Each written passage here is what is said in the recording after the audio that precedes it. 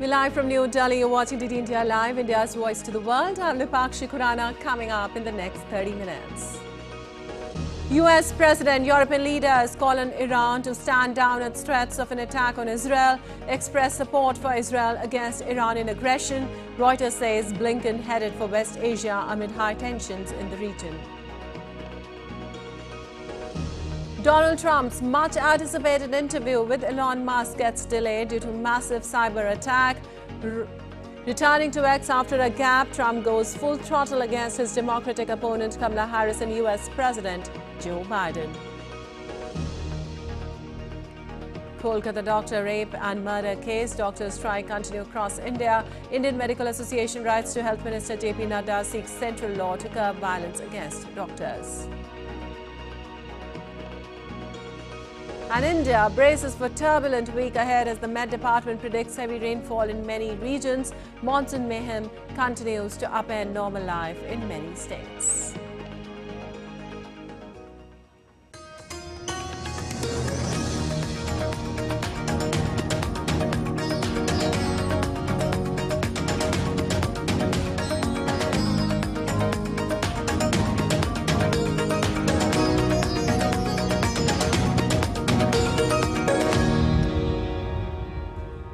Well, on to the details now. US President Joe Biden spoke on Monday to the leaders of France, Germany, Italy and the UK to discuss de-escalating tensions in the Middle East and a ceasefire in Gaza. In a joint statement released by the White House on Monday, the leaders of all 5 countries said they endorsed a call from the United States, Qatar and Egypt for a renewal of talks for a Gaza ceasefire to conclude a deal as soon as possible.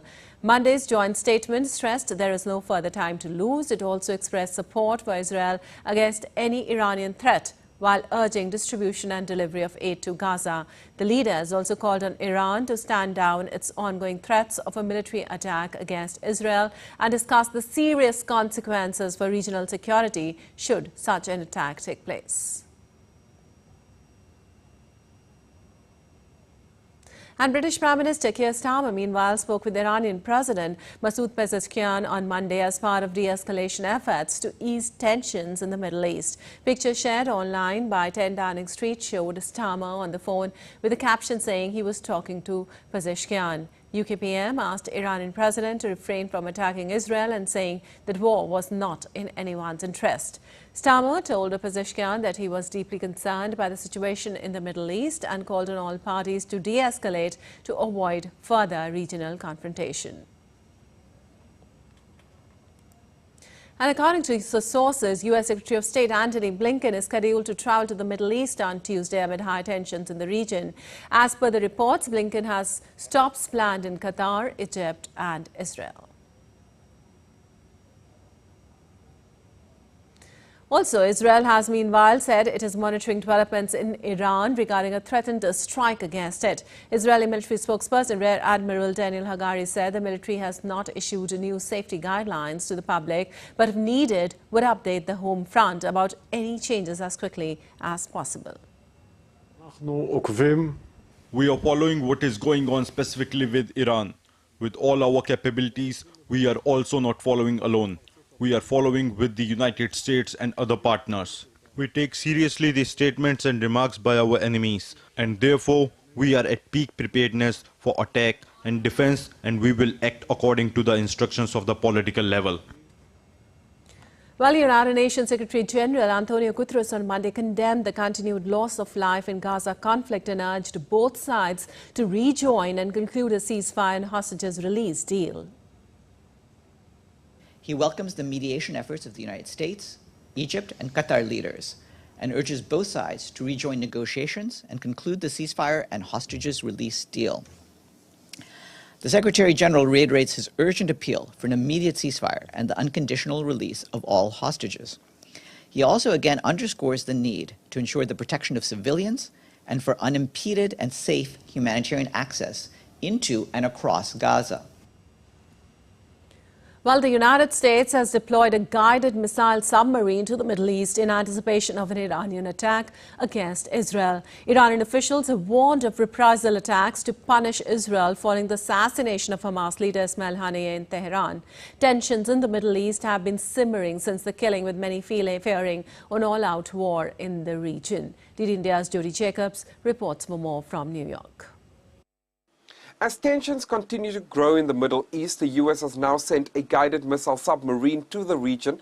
In a statement over the weekend, Defense Secretary Lloyd Austin said that the U.S. has sent the USS Georgia, a guided missile submarine, to the area, and also ordered the USS Abraham Lincoln, which is carrying fighter jets, to accelerate its journey there. This ship, we are told, was already on its way to replace another U.S. ship in the area. This move from the United States comes in response to fears of a wider regional conflict after the recent assassination of senior Hezbollah and Hamas leaders. Israel has been on tenterhooks for weeks now to see what Iran's next move will be. It's still unclear what Iran could be planning. However, Tehran blames Israel for the assassination of the senior Hamas leader and have vowed to punish it. The rising tensions also have those here at the United Nations concerned. The UN Secretary General Antonio Guterres reiterating his urgent appeal for an immediate ceasefire in Gaza and the unconditional release of all hostages. He believes that with a ceasefire in place, calm can be restored in the region. At the same time, an urgent UN Security Council meeting is being convened on Tuesday at the request of Algeria. The Security Council, the UN organ tasked with maintaining global peace and security, has been unable to bring an end to the tensions and the fighting there, with many criticizing, especially the United States, of continuously shielding its ally Israel. Jody Jacobs in New York, reporting for DD India. Well, the U.S. Republican presidential candidate Donald Trump's interview with billionaire entrepreneur Elon Musk finally got underway on Musk's social media platform X following a lengthy delay caused by technical problems that kept many users from accessing the live stream. Musk said that massive cyber attack on X led to the issue. The internet can have bad players, and sometimes those bad players find different ways to harass or manipulate others. A denial of service DOS or distributed denial of service DDoS attack is one of those ways. These attacks may render a device temporarily unable to connect to the internet. Also, former U.S. President Donald Trump, in his conversation with Elon Musk, came out heavily against his Democrat rival Kamala Harris. Trump attacked President Joe Biden and Vice President Kamala Harris for allowing a massive immigration in the USA. He said that Harris was copying him on immigration now in her election campaigns, but that was never her agenda for the last 3.5 years. Here's what's happening. Crime all over the world is down. And wait till you see the numbers that we have. You know, this is migrant crime. This is crime that's going to be. Yeah. And I saw it today in New York, where somebody was knifed with raped the girlfriend of a man that stood there watching in New York in one of the shelters, and started pulling out the knives, and bad things happened today. But this is happening every day. But these are rough people. Yeah. These are criminals that make our criminals look like nice people. Also, Trump accused Kamala Harris of copying his election agenda like no tax on tips. Trump used a phrase for Kamala Harris, saying that she wants to become more Trump than Trump. He accused U.S. President Joe Biden to indicting the political opponents like him. He also accused Biden-Harris for increasing inflation and wasting billions of dollars on purchasing oil. He's making a speech and there will be no tax on tips. I said that months ago. And by the way, they had just the opposite. You know, they had not only tax on tips, but they hired 88,000 IRS agents, and many of them were assigned to go get waitresses and caddies and all of this on tips. They have a policy. They had a policy that they were really going to go after you, and were really harassing people horribly. And then all of a sudden, for politics, she says, you know, she comes out with what I said, which I think is terrible. And I think it's also hitting them very hard. These people are fake. We have to bring energy prices down. Energy started it. The price of gasoline, the cost of energy, not only gasoline, it's the cost of heating your house and cooling your house. That has to come down. It's gone up 100%, 150, and 200%. And That has to come down. While speaking on bid to assassinate him, Trump said that it was just a miracle that he's alive. Trump, in his free-flowing interview with Musk, Trump said Putin was his good friend and there would not have been war between Russia and Ukraine had he been the president. Trump also claimed that Hamas would not have dared attack Israel and there would not have been war if he were at the White House. Look at Israel. They're all waiting for an attack from Iran. Iran would not be attacking, believe me. You know, when I was there, and I say it with respect, because I think we would have been good with Iran. I don't want to do anything bad to Iran, but they knew not to mess around. Iran was broke. They had no money for Hamas. They had no money for Hezbollah. They had no money for any of these instruments of terror. Our country is so bad right now. It's such a different place. We were respected, and Israel would have never been attacked. Zero chance. While the former U.S. president also highlighted the threat of nuclear war and need to stop proliferation. Meanwhile, reacting to Trump's interview, U.S. Vice President Kamala Harris released an official statement saying that Trump's entire campaign is in service of people like Elon Musk and himself. Those who are self-obsessed rich guys will sell out the middle class.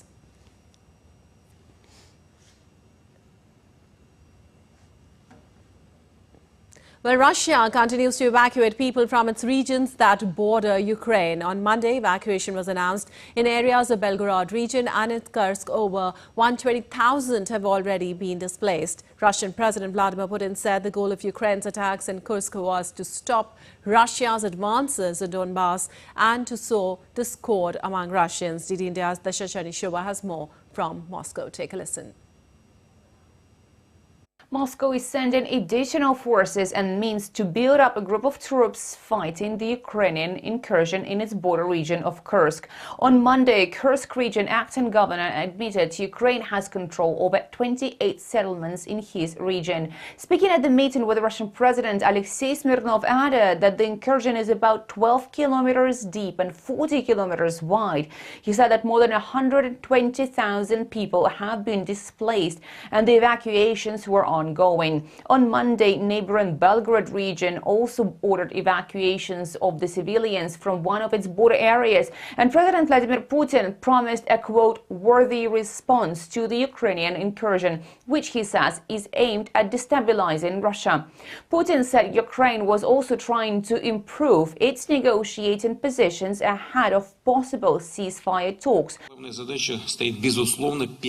It is becoming obvious and clear now why the Kiev regime had refused our proposals to return to a peaceful settlement plan, as well as the proposals of entrusted and neutral mediators. It appears that the enemy, with the help of its Western masters, is fulfilling their will, and the West is fighting us with the hands of the Ukrainians. So it looks like the enemy seeks to improve its negotiating positions in the future. But he noted that during the Kursk incursion, Russian troops were moving forward along the front. He also warned that Ukraine would seek to further destabilize border regions. Putin said that the main task now is to knock out the enemy. Dasha Cherneshova reporting in Moscow for DD India. Well, Bangladesh Foreign Affairs Advisor Mohammad Tawhid Hussain reiterated on Monday that Sheikh Hasina's extended stay in India will not negatively impact the bilateral relations between Bangladesh and India. The comments came after Hussain briefed diplomats in Dhaka. Hussain pointed out that India has its interest in Bangladesh just as Dhaka has its interest in Delhi. Meanwhile, Home Affairs Advisor Brigadier General M. Shekhawat Hussain asked the political parties to take steps to prevent scattered violence, including incidents like attack on minority communities.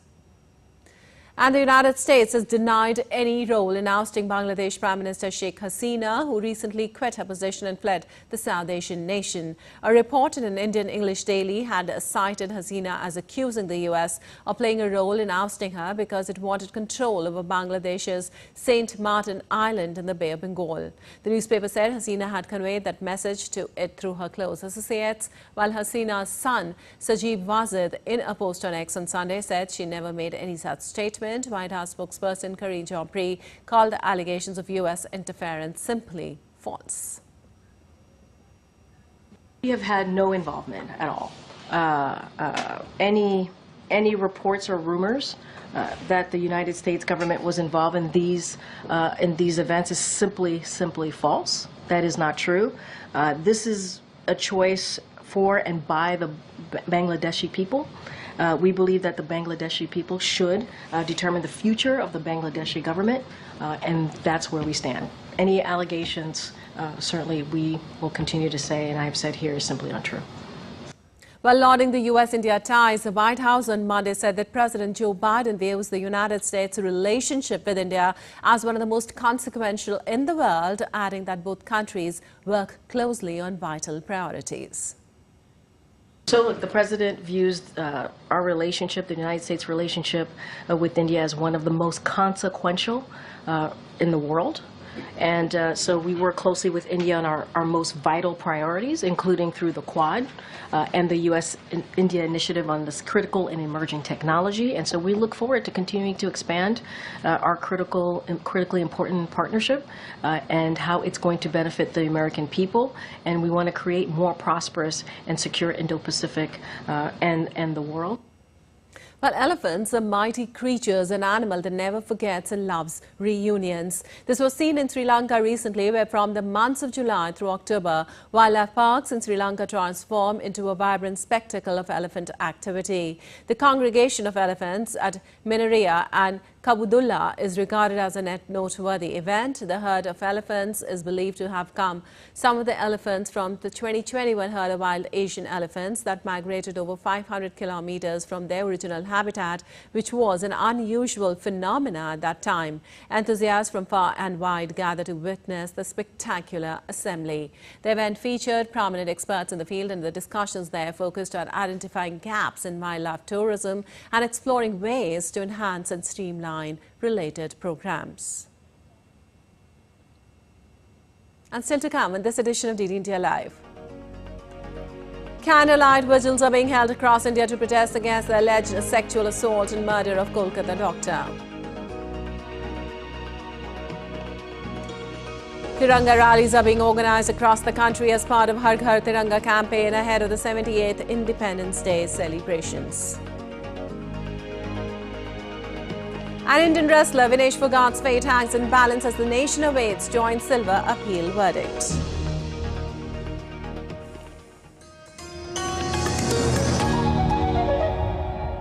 Complex issues, hidden agendas, twists and turns, strategic games. We think all dots are linked. We just need to connect them. Join me every week as I connect the dots to unravel hidden designs in statecraft, mysteries, and decode issues that matter to you. Watch Connecting the Dots with me at these times on DD India.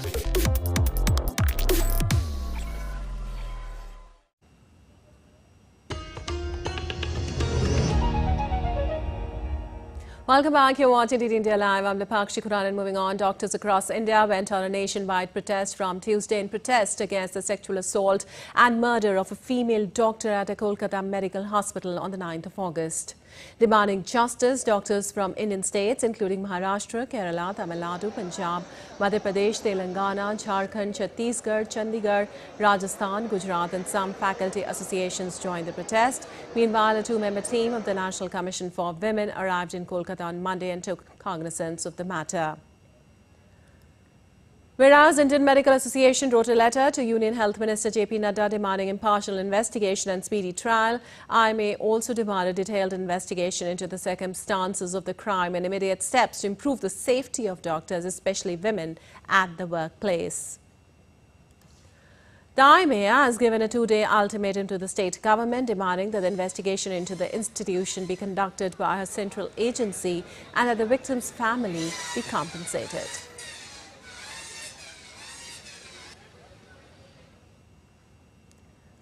Meanwhile, resident doctors across various cities of the country held candlelight vigil to express solidarity for the tragic incident of rape and murder of a second-year PG student in Kolkata.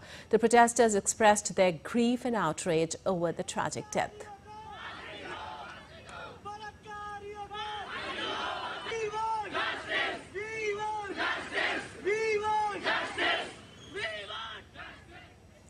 Well, the India correspondent Shishir Sheller spoke with Resident Doctors Association in Maharashtra. Take a listen.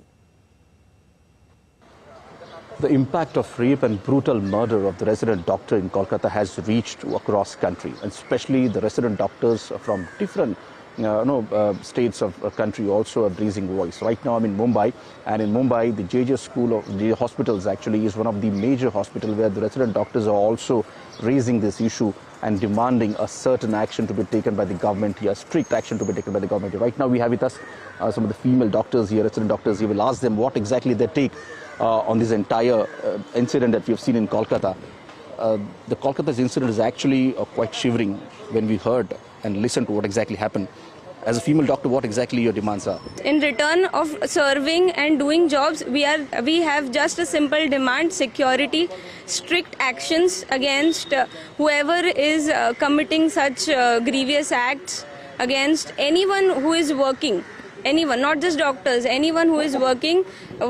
We just want security for us and strict actions against those who are committing crimes, so that they don't dare do such crimes again. All right. We also talked to some of the female doctors here, basically. If you take this one-off incident particularly, because we have seen this incident is actually quite horrifying. What exactly, as a female doctors, you are approaching and asking the government to take strict actions? As you said, this has been a denial for 24 hours or 46 hours. So we want that this should not be done. The government should look into this matter carefully, and this should not be. This should not happen ever. And the government should provide security to the doctors working in all the hospitals in all over India. With that, we want a CBI inquiry so that there's transparency in this case, because somewhere there is some problem. Because after 24 hours, we get to know this has been happening, and then there's some political backgrounds, and then we are hearing a lot of news, as you know. So we want transparency in this case, and we want a central bureau to look into this matter and take forward the investigation. On a large, probably if you listen to the demand of the doctors, it's quite clear as that the CBI inquiry in what has happened in Kolkata, and the second important aspect is of course providing security to all the doctors, and probably these doctors are also holding a placard mentioning that save the saviors, and that's what it is required at this point in time, and especially what we have seen in Kolkata, and the repercussion of the Kolkata's incidents probably can be seen and evident across the country. Shishila for DD India, Mumbai. While moving on, the Har Ghar Tiranga is a campaign celebrated across the nation from the 9th to the 15th of August this year to encourage people to hoist flags in their premises. A bike rally by the Member of Parliament was organized in the national capital. It was flagged off by the Vice President of India. The success of the bike rally is yet another testament to the collective patriotism of the people. More in this report.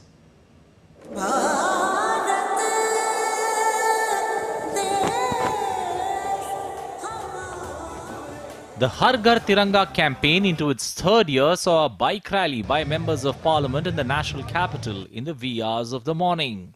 The Vice President of India, Jagdeep Dhankar, flagged off the rally and encouraged the spirit of patriotism as India gets ready to celebrate the 78th Independence Day. मैं सिर्फ एक तिरंगा मार्च को हरी झंडी नहीं दिखा रहा हूं।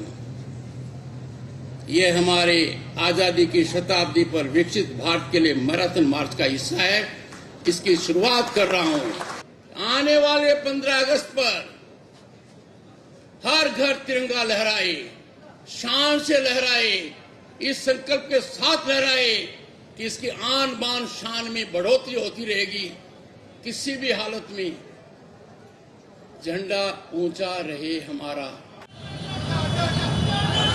After being flagged off from Bharat Mandapam, the rally navigated the India Gate Circle to culminate at Major Dhyan Chand Stadium.